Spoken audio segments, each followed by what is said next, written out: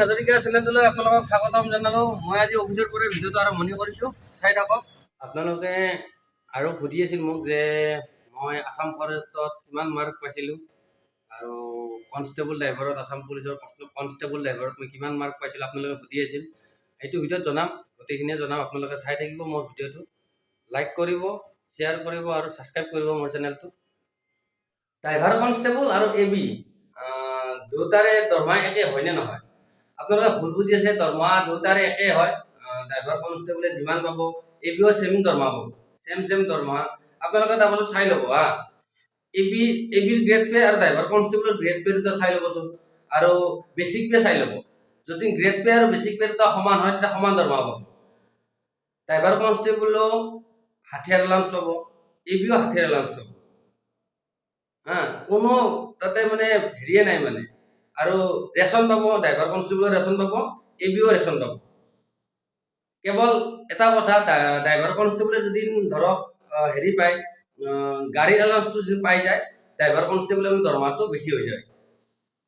আৰু ঠাই জাগা অনুযায়ীও মানে দৰমহা ইফাল সিফাল হয় বাৰু। ধৰক হিলছত গ'লে মানে অলপ মানে হিলছ এলাউন্স পায়, হিলছত থকাবিলাকে অলপ দৰমহা বেছি পাব, হিলছ এলাউন্সটো পাব। ধৰক চিটিত থকাবিলাকে চিটি এলাউন্স পাব, চিটিৰ বাহিৰত যোৱাবিলাকতো চিটি এলাউন্স নাপায়। বোলে গুৱাহাটীত আছে, আপোনালোকে গুৱাহাটীত থাকিলে চিটি এলাউন্স পাব। সেনেকুৱাই কথা, মানে জাগা অনুযায়ী মানে ঠাই অনুযায়ীহে মানে আপোনালোকৰ দৰমহাটো ইফাল সিফাল হয় আৰু নোহোৱা নহয়।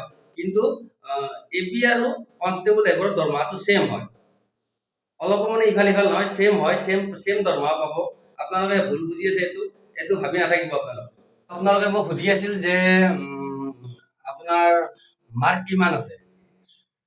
মোৰ ফৰেষ্টৰ মাৰ্ক মানে আছিল 33। ফিজিকেল মাৰ্কটো গম পাইছিলোঁ 33 আছিল, আৰু ৰিটেনৰ মাৰ্কটো দিয়া নাছিল।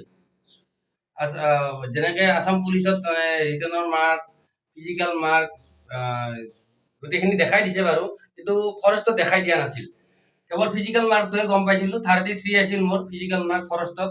কিন্তু ইয়াতে মানে মাৰ্কটো আপোনালোকক মই কৈ জনাম বাৰু। আসাম পুলিচত মোৰ কিমান মাৰ্ক আছে জনাই আছোঁ, আপোনালোকে চাই লওক। আৰু আপোনালোকে মোক সুধি আছিল যে আপোনাৰ মাৰ্ক কিমান আছে। মোৰ ফৰেষ্টৰ মাৰ্ক মানে আছিল 33। ফিজিকেল মাৰ্কটো গম পাইছিলোঁ 33 আছিল, আৰু ৰিটেনৰ মাৰ্কটো দিয়া নাছিল। যেনেকে আসাম পুলিচত ৰিটেনৰ মাৰ্ক, ফিজিকেল মাৰ্ক গোটেইখিনি দেখাই দিছে বাৰু, কিন্তু ফৰেষ্টত দেখাই দিয়া নাছিল।